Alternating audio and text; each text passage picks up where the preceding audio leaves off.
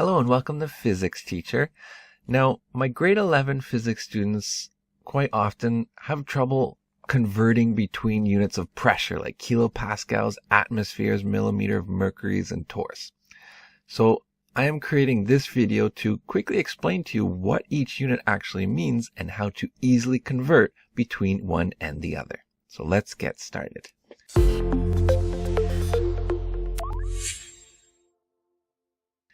So these are the units we're typically introduced to in grade 11 chemistry. We have kilopascals. Now, Pascal is the SI unit for pressure, but it's a very, very small amount. So we typically use kilopascals or 1000 pascals. An atmosphere would be the average pressure you feel at sea level. So if you have a column of air above you and gravity is pushing that on top of you, that would be 1 atmosphere. And then there's millimeters of mercury and torr. Now these can be used interchangeably. They're the exact same amount. So where do they come from? Well, the unit torr comes from the Italian physicist Torricelli. And he is credited with the invention of the barometer.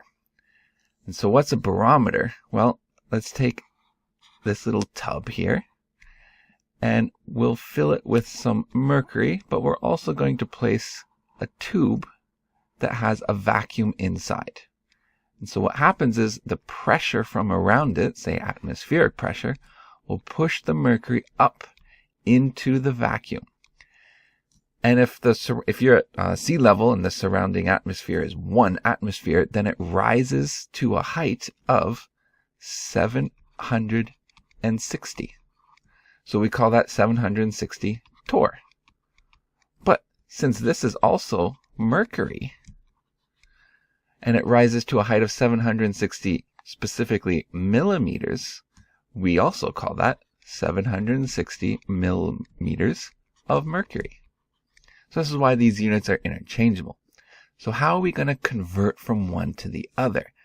Well, at STP, which is our standard temperature and pressure, we have that 100, the pressure, let's just talk about the pressure. So that is equal to 101.325 kilopascals.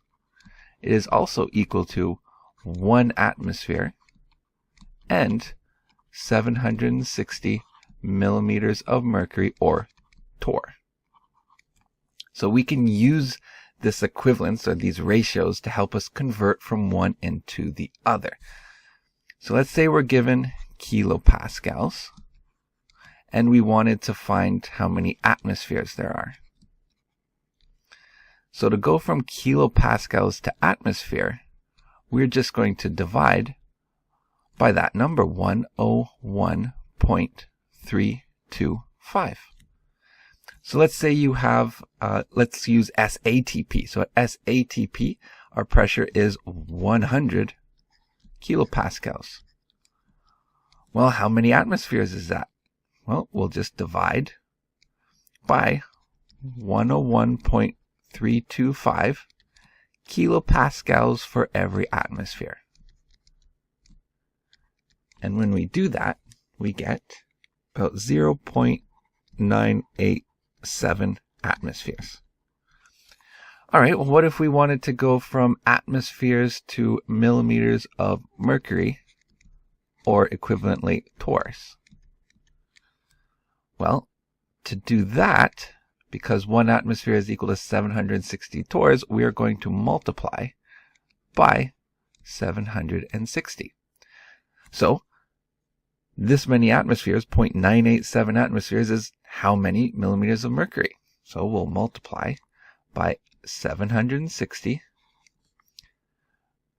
millimeters of mercury, or torrs, per atmosphere. And in this case, we'll get about 750 torrs, or millimeters of mercury. So what about going the other way then? Well, it would just be the opposite. Right? If we wanted to go from millimeters of mercury to atmospheres, we wouldn't multiply by 760, we would divide by 760. And if we wanted to go from atmospheres to kilopascals, we wouldn't divide by 101.325, we would multiply by 101.325. So let's say I had 800 torrs, and I wanted to convert that into kilopascals. Well, first, we'll divide by 760, and then we'll multiply by 101.325. And that'll give us 106.7 kilopascals. So I hope this video has helped you being able to convert units of pressure.